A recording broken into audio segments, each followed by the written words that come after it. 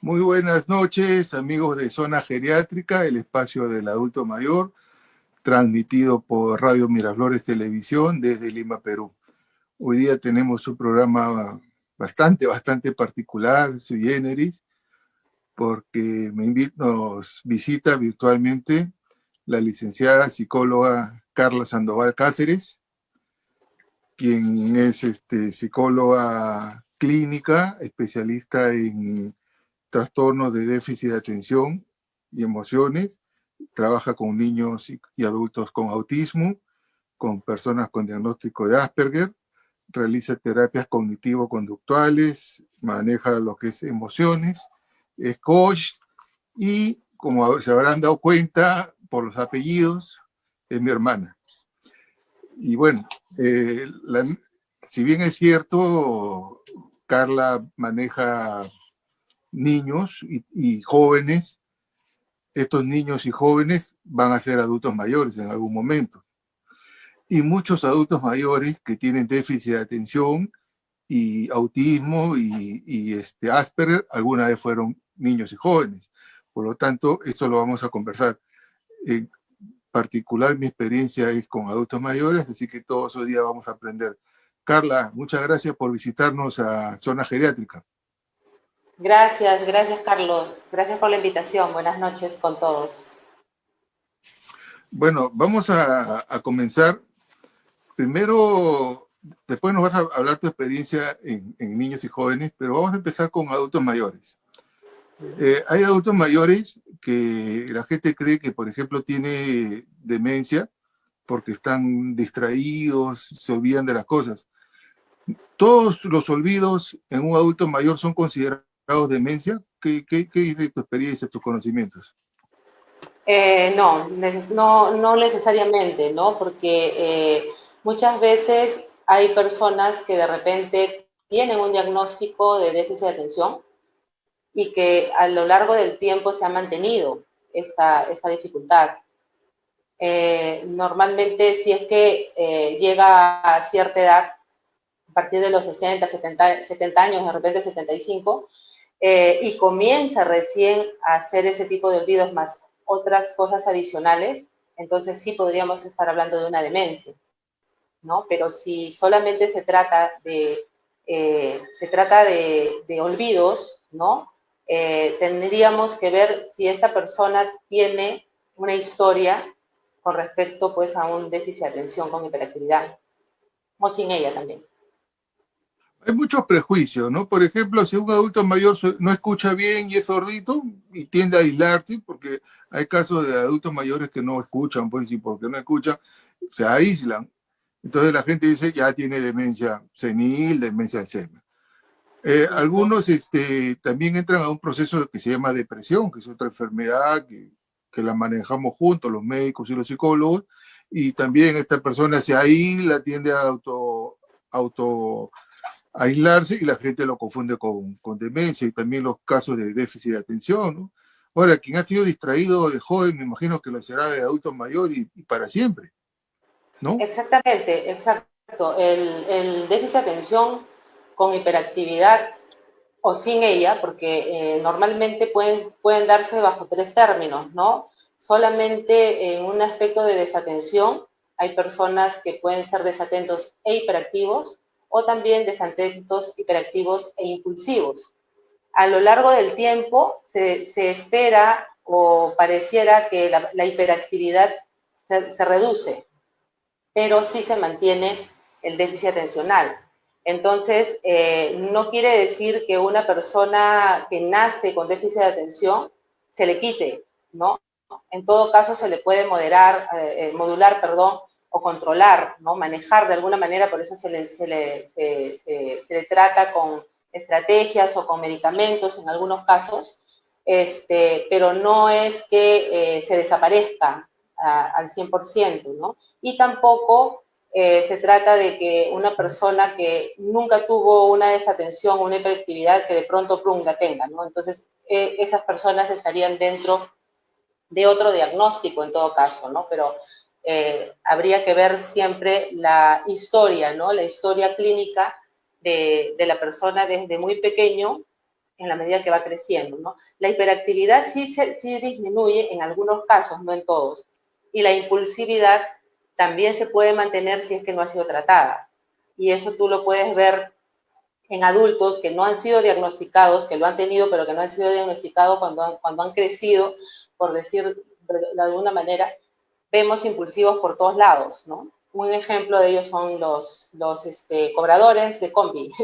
La mayoría son impulsivos, ¿no? O sea, son las personas que manejan de alguna forma la información sin pensar, ¿no? Actúan sin pensar y no piensan en las consecuencias de sus acciones.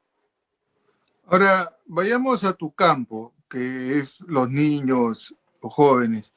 ¿Cuándo podemos decir que un niño es travieso, inquieto, y ya cuándo podemos decir que tiene déficit de atención con impulsividad, ¿no? Porque yo me acuerdo que en mis épocas por ahí había un inquieto, un chico con déficit de atención o inquieto con impulsividad, y era rarísimo pues que le den medicación, el Ritalin y estos medicamentos calmantes, pero ahora yo veo y me espanto de que a más de un niño le dan estos remedios. Entonces, primero, ¿cuándo diagnosticamos y después cuándo los derivamos al psiquiatra para que los medique o al neurólogo? A ver, explícanos ya en tu campo, o sea, en niños, ¿cuándo nos debemos de preocupar? Claro. ¿Y cuándo es normal? Porque yo me imagino que los chicos deben ser pues inquietos por naturaleza.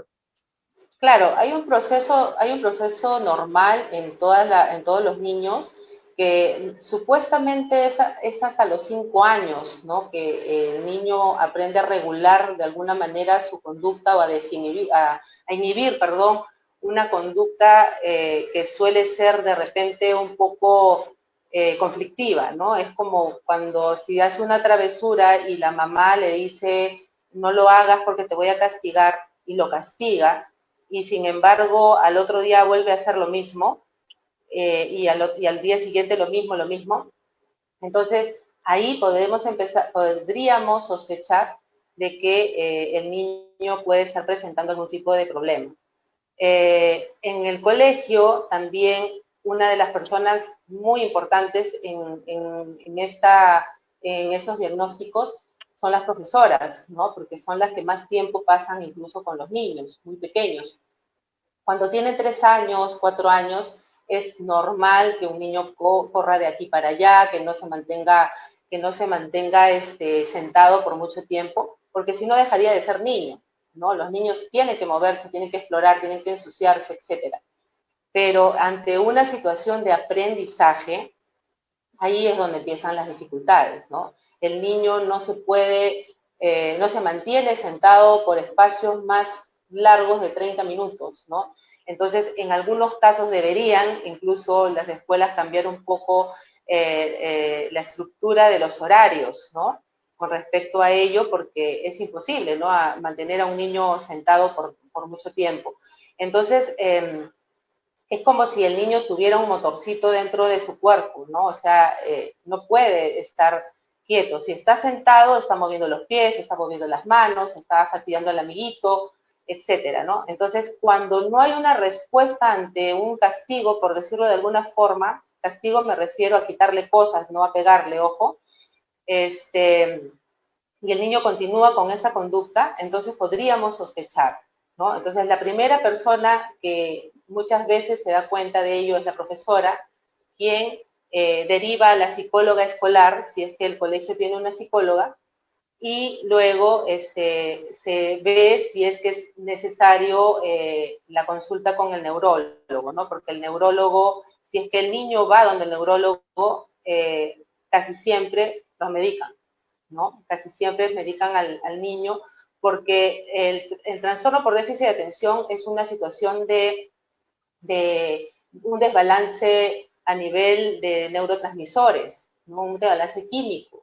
Entonces, si comparamos un cerebro normal, entre comillas, un cerebro común y corriente, con un cerebro de una persona con déficit de atención, vemos que va a haber un desbalance. Entonces, lo que hace el medicamento, el Ritalin, la Estratera, el Concerta, todas aquellas medicinas que se utilizan para este caso, hacen que de alguna forma logre balancear este paso de información entre neurotransmisores, ¿no? Pero eso, la última palabra la tiene los padres de familia, ¿no? Porque lógicamente a ningún padre nos gusta pues medicar a nuestros niños por las posibles consecuencias que puede tener, ¿no? Los efectos secundarios que muchas veces también aparecen, ¿no? Eso es en los casos de déficit de atención, pero también hay una enfermedad que tú manejas, incluso sé que has escrito un libro hace algunos años, que es la enfermedad de Asperger, en homenaje a un doctor que apellida Asperger, ¿no? ¿Qué es la enfermedad? ¿Qué es el Asperger? Explícanos, cuéntanos. Claro, primero no es una enfermedad, Ajá. sino también está dentro de lo que es una condición del espectro autista, en la que cuando son adultos, lo que va a verse básicamente en lo que es la parte de dificultades es en la parte social. Cuando son pequeños, también pueden tener un déficit atencional, por eso que hay que hacer un diagnóstico bastante diferencial, porque muchas veces se puede confundir, ¿no? Justamente déficit de atención, autismo o Asperger tienen características muy similares, pero también muy diferentes, ¿no? Entonces, que solamente los profesionales que sabemos sobre el tema lo sabemos diferenciar. Las personas que tienen el Asperger normalmente tienen tres situaciones bastante explícitas, ¿no? La primera es la comunicación, ¿no? Que es una comunicación, generalmente cuando son muy pequeños no hablan, ¿no? No hablan y por eso que se confunde con el autismo. Eh, o sea, tardan en hablar y cuando hablan, hablan muy bien, ¿no? Tienen un lenguaje bastante rico e incluso muy rebuscado. Por eso que justamente Hans Asperger los llamaba a los pequeños profesores porque son niños que te pueden enseñar muchísimo, ¿no? Sobre historia, sobre dinosaurios, sobre el tema que a ellos les fascina, ¿no? Que esa es la segunda característica importante en ellos, ¿no?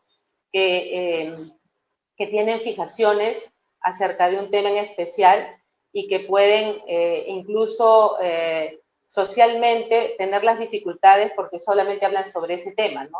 Y carecen de empatía muchas veces, que se refiere a ponerse en el lugar de la otra persona, ¿no? O sea, son muy literales, te hablan las cosas tal como son, y, y lo que es la parte de déficit atencional, porque a veces están en su mundo, entre comillas, ¿no? Pero dice que Esos son son gente básicamente. dice que son personas muy inteligentes, ¿no? O sea, como que, si bien es cierto, socialmente no son empáticos, son antisociales o no entienden el doble sentido, pero son personas muy inteligentes, con una cognición alta. Y se dice que Así es. Bill Gates tiene Asperger, o me equivoco, no sé, por ahí escuché, Uh o -huh. estos personajes de la televisión, que son personajes, ¿sabes? No han sido personas históricas, sino son personajes como el Doctor House, Sheldon Cooper, de Big Bang Theory. Uh ¿Es -huh. así? ¿Es así el Asperger? Para que la gente más o Sí, menos nos entienda. sí, son muy inteligentes, pero no todos son genios, ojo, ¿no? Muchas veces confunden o normalmente los padres siempre queremos tener el mejor diagnóstico, ¿no? Y entre un diagnóstico y otro, entre autismo y Asperger, por decir, de repente el que tiene mejor pronóstico, por decirlo de alguna manera, es el Asperger, ¿no? Porque justamente son personas que tienen una inteligencia de normal hacia arriba, no de normal hacia abajo. Entonces, muchas veces hay niños que justamente se le toma la prueba de inteligencia y están debajo del promedio, y cuando se le dice a la mamá, ¿no? No tienen el Asperger, sino otro tipo de diagnóstico, es un poco difícil, ¿no? Darles un poco la noticia que no Se lo son. desilusionan. Exactamente, ¿no? O cuando ya saben el diagnóstico, si es que el niño tiene Asperger, piensan que el niño va a ser genio. Y no necesariamente es así.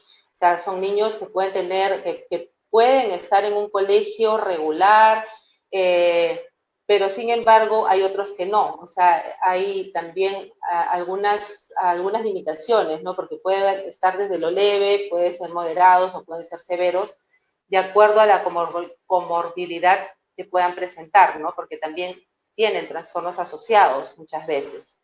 Albert Entre ellos, Einstein, Albert Einstein, que ha sido, pues todos sabemos que es un genio de genios, dicen que de niño fue considerado un niño con retardo y que fue, al comienzo, cuando fue niño, fue discriminado.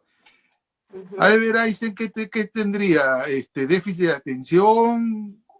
Se dice Porque, que hay muchas teorías, ¿no? Dicen que tuvo, como tú dices, retardo, otros dicen que tuvo problemas de aprendizaje, otros que tenía el déficit de atención o el Asperger.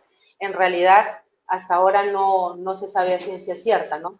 Pero dada a la magnitud, pues, de todo lo que hizo, yo apuntaría que podría haber sido un Asperger, ¿no? En ese aspecto. Porque muchas veces por la inmadurez emocional que presentan las personas con Asperger, podrían, entre comillas, parecer como personas que tienen retardo, perdón, ¿no? Retardo a nivel mental o a nivel intelectual, y no lo son. Entonces, por ello es muy probable que lo puedan haber catalogado como una persona con retardo, ¿no? También, más o menos tengo conocimiento de que él era muy hiperactivo, ¿no? También las personas con Asperger suelen ser hiperactivas, y al no prestar la atención en una situación de aprendizaje o no tener la atención en una situación de aprendizaje, ya me imagino en años pasados los profesores, ¿no? Que siempre seguían hasta ahora por las notas, por ejemplo, ¿no? Entonces, si una persona era flojita, ¿no? No estudiaba o no se organizaba, no tenía la capacidad de planificación, entonces, sacaba notas bajas y eso no significaba que tenga un problema intelectual, como antes lo catalogaban, ¿no? Entonces, probablemente eso le puede haber pasado a él, ¿no? De que no tomaba la atención, era muy hiperactivo, entonces, o de repente, pues la clase era muy aburrida para él, ¿no? Porque es uno de las personas más inteligentes, ¿no? Aunque creo que ya hay uno o dos personas que le han ganado en cuanto al número, ¿no? De coeficiente intelectual.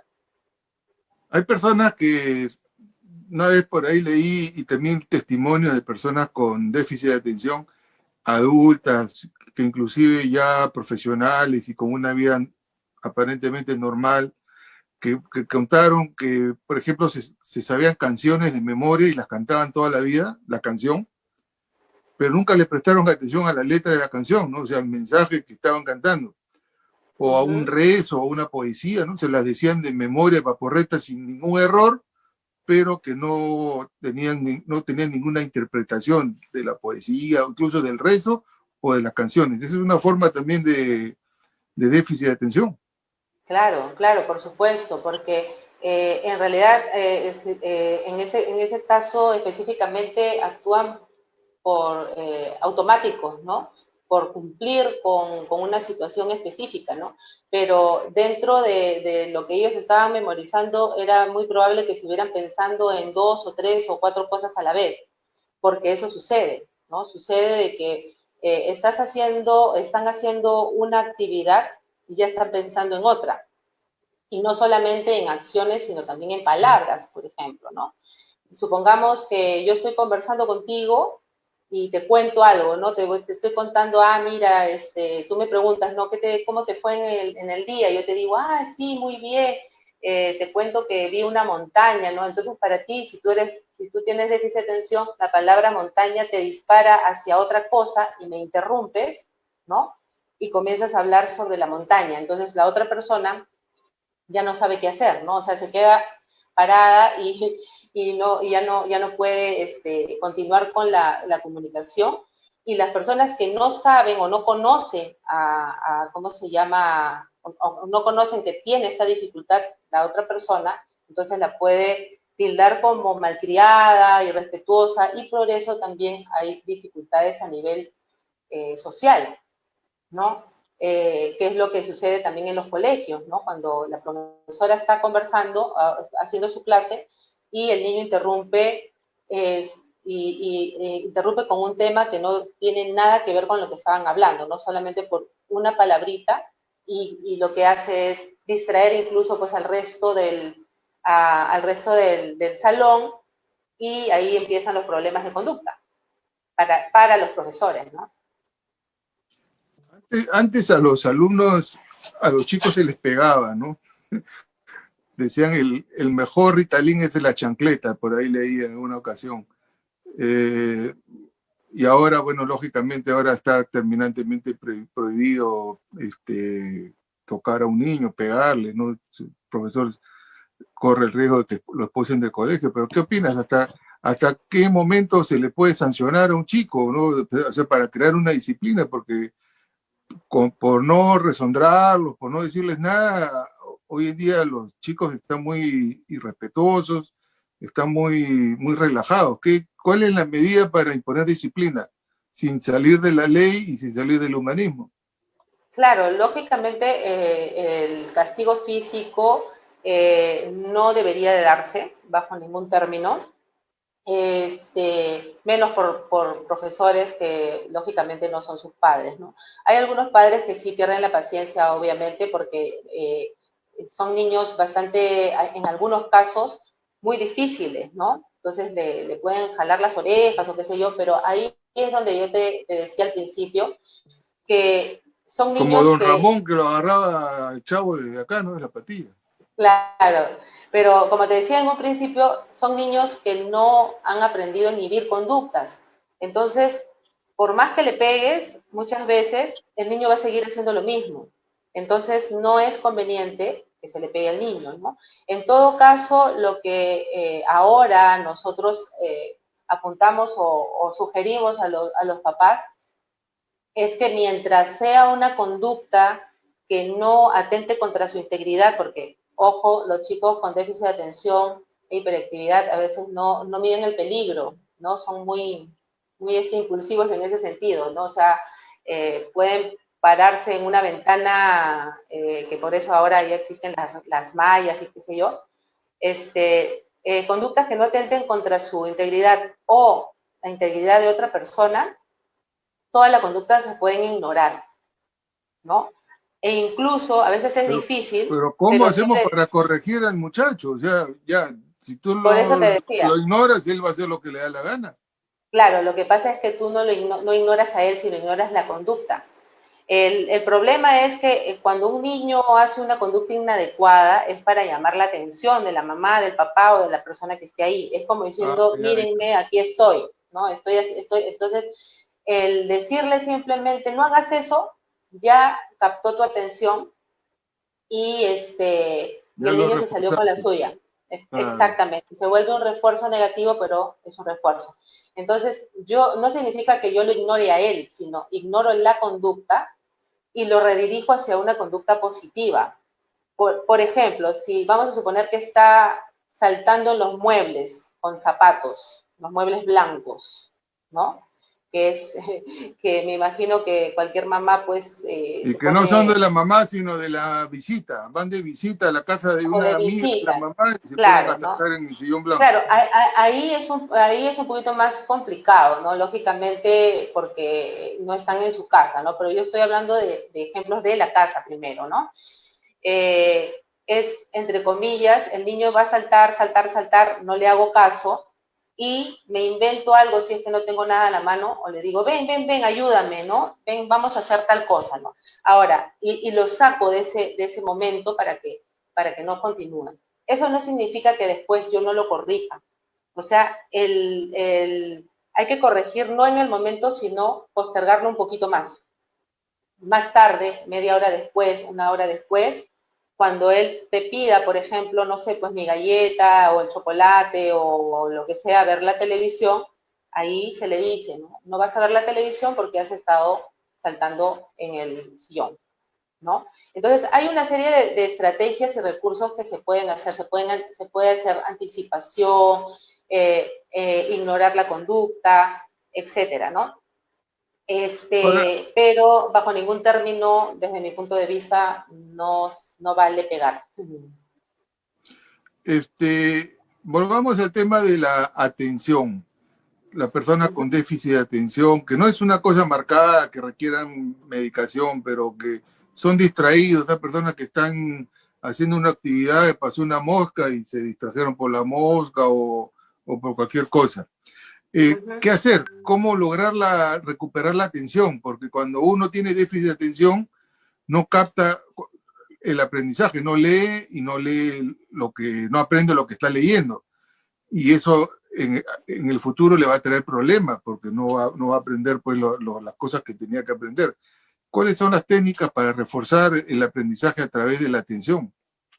Claro, sí, o sea, hay que empezar por decir que una de las conductas para predisposición del aprendizaje justamente es la atención, ¿no? Muy aparte de eso es atención, seguimiento de instrucciones y atención.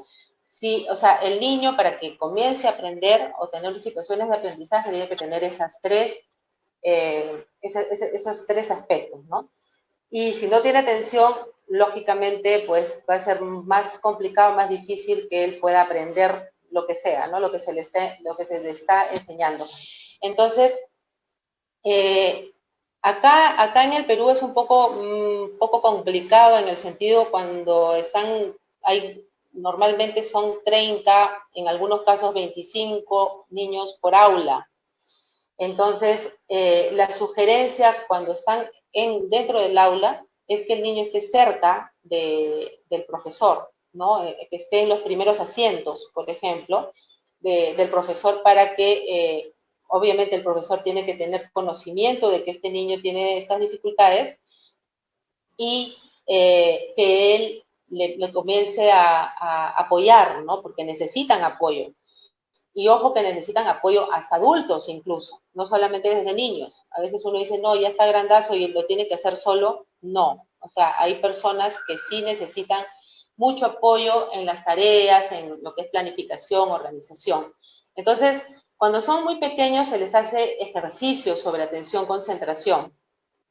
Si se le puede también hacer una adaptación en lo que es la currícula del colegio, en cuanto a que normalmente te pueden poner pues una lectura que tiene pues una hoja, ¿no? La hoja con las letras chiquititas, ¿no? Y el niño ve eso y ya se cansó o ya dijo no puedo hacerlo, ¿no? Entonces se le sugiere a la profesora, por ejemplo, o a la mamá, porque a veces los profesores no tienen tiempo de hacerlo, que se compren esas fichas bibliográficas que no sé si existen todavía, pero o cartones, y que se les vaya poniendo cortar, ¿no? Cortar el texto como para que el niño vaya leyendo de a pocos, ¿no? O sea, uno por uno. Pero cuando son más pequeñitos hay ejercicios, ¿no? Ejercicios para que él pueda enfocar la atención y pueda salir de eso, ¿no? Y cuando ya son más grandes, el uso de la agenda, de los post-its para que no se olviden de hacer las cosas, porque muchas veces una de las características es que se olvidan de hacer las cosas y se les tilda como malcriados y a veces no son malcriados, sino es parte de las características que puede tener pues, una persona con déficit de atención. En adultos mayores existe una entidad, un problema que se llama olvidos benignos relacionados a la edad. Entonces, que son los adultos mayores, y no tan adultos mayores que nos empezamos ya a olvidar de las cosas, no nos acordamos de un nombre, no nos acordamos de algún dato, una fecha, y no es que sea demencia, definitivamente no es demencia senil, y eso es el motivo por el cual mucha gente acude a consulta al geriatra, al neurólogo, al psiquiatra, al psicólogo, creyendo que tiene Alzheimer y dice, doctor, nosotros siempre decimos, hay un dicho, ¿no? El paciente que va a la consulta creyendo que tiene Alzheimer, ese no tiene, porque está consciente, pues pero hay gente que se empieza a olvidar de las cosas y le dijimos, no se preocupe, es distraimiento, no es que tenga Alzheimer, porque ese es el temor. Nadie quiere obviamente tener Alzheimer, porque Al final el Alzheimer no solo te compromete la memoria, sino la conducta y la dependencia. Pero en el caso de adultos mayores, ¿qué recomendación podemos hacer para mejorar la memoria, la atención, ¿no? Para que no se olvide, para que fije la atención? Claro, ahí también hay bastantes ejercicios, ¿no? La idea también, que creo que tú lo compartes mucho también en ese aspecto, es que el cerebro siempre esté en funcionamiento, ¿no? Los geniogramas, el pupiletras, el sudoku, que son ejercicios también para la atención concentración, ¿no? En la que la persona tiene que fijar la atención en determinada actividad y que de alguna forma también se entretiene, ¿no? También es importante que de repente puedan organizar un poco el día o la semana. El día es mejor, ¿no? Es mejor diario en la noche. ¿Qué es lo que va a hacer durante todo el día? Porque muchas de las personas ya adultas con el déficit de atención, ya sea por déficit de atención o también de repente por una cuestión de edad, es la falta de atención también en las labores cotidianas de la casa, ¿no? O sea, pueden empezar o querer empezar a hacer cosas y no pueden, ¿no? O sea, se olvidaron de qué era lo que tenía que hacer, ¿no? E incluso si están cocinando se pueden olvidar de ingredientes, ¿no? Entonces, la idea es que puedan tener en una pizarrita o en su tablet, en una hoja, qué sé yo, también los recetarios, ¿no? Porque muchas veces, como tú dices, no necesariamente es porque tiene un trastorno de déficit de atención, sino parte de la vida que ya vamos creciendo, nos vamos olvidando de algunas cosas, ¿no? Y eso es una buena ayuda, ¿no? El tener los papelitos por escrito, tener la organización en cuanto a planificar, ¿no? Planificar qué es lo que voy a hacer durante todo el día y el manejo de la alarma, ¿no? Con alarmas para que obviamente pues te acuerdes de las cosas que tienes que hacer, porque muchas veces uno se olvida, ¿no? Se va olvidando, uy, me olvidé de esto, me olvidé del otro, ¿no? Y es simplemente la planificación, porque una de las cosas que tiene que ver con esto, justamente son las funciones ejecutivas, ¿no? Que es la capacidad que tiene cualquier persona de anticiparse y organizarse y planificar, ¿no? Y que las personas que van teniendo o tienen el déficit de atención o van teniendo el problema de atención, carecen de eso, ¿no? Entonces, hay que trabajar en base a las funciones ejecutivas del cerebro. Bueno, nos están saludando en internet, en vivo, Guillermo Lara Quedas, buenas noches a los doctores Sandoval, Alejandro Herrera Navarro, Anita Tito desde el Canadá, Elena Aide nos está saludando, Juan José Sánchez, Carla Yudice, dice que es una historia que conozco muy bien de tener un testimonio, Carla Urquizo también nos está saludando, Cecilia Costa, Anita Tito, a ver, Anita Tito dice, aquí en Montreal hay muchos colegios que no dejan entrar al alumno que tenga déficit de la atención con o sin hiperactividad si es que no ha tomado antes su Ritalin. Miren qué estricto, pero no, hasta qué punto. Muchos padres están en contra de estas pastillas por miedo a los efectos colaterales, lógico. Claro. Impresiones Milena dice, cuando una vez lo llevé a mi papá al psicólogo, le hizo una prueba de memoria donde en la conversación le dijo su nombre y los números, y aunque mi papá recordó algunos, yo no recomendaba ni el nombre del doctor ni los números. Claro. Bruno Kruger también nos felicita, Quique Yuria, bueno, estoy bastante saludado el programa hoy día. Y Carla, ya estamos terminando, el programa está muy interesante, sobre todo porque yo tengo muy poca experiencia en temas de niños, yo más trabajo pues con adultos mayores, con personas. Nos has dicho que en adultos mayores debemos de manejar la actividad mental, ¿no? Leer, hacer crucigramas, genogramas. Para terminar, hay un concepto que se llama neuroplasticidad. ¿Qué es la neuroplasticidad? La neuroplasticidad es la recuperación de alguna forma de las neuronas que, entre comillas, se van perdiendo con el tiempo, ¿no? Eh, Generalmente los niños son los que más provecho le sacan, ¿no? O sea, si de repente el niño tiene algún tipo de problema, dificultad, en este caso podría ser el déficit de atención, cuando se le, eh, cuando se le trabaja terapéuticamente con tratamiento psicológico, con terapias, etcétera, lo que va a hacer es que reemplace de alguna forma las neuronas que no funcionaban o que ya no van funcionando y el niño se recupera muchísimo, ¿no? Ya sea déficit de atención, en problemas de habla, de psicomotricidad, etcétera, ¿no? Pero para eso sí es importante justamente las terapias, ¿no? Porque si no hubieran las terapias, entonces lógicamente el niño podría no recuperar pues lo que está perdiendo, ¿no? Entonces es un trabajo en el que también, no solamente en niños, ¿no? En adultos también se pueden recuperar cuando tienen la debida terapia, ya sea física, psicológica, etcétera. Un tiempo se decía que no había neuroplasticidad en adultos mayores, solo en jóvenes, pero ahora ya se ha demostrado de que Sí. se puede recuperar muchas de las neuronas perdidas con una buena terapia, como has mencionado. Bueno, Carla, yo te agradezco por la visita. Yo quiero que digas unas palabras finales ya para cerrar el programa dirigido a adultos mayores. Uh-huh. Bueno, muchísimas gracias, Carlos, por la invitación. Y bueno, lo último que quería comentarles con respecto a este tema también es que siempre mantengamos todos, ¿no? No solamente los adultos mayores, sino los adultos, nosotros que somos los adultos, a que siempre estar en contacto o funcionando nuestro cerebro, ¿no?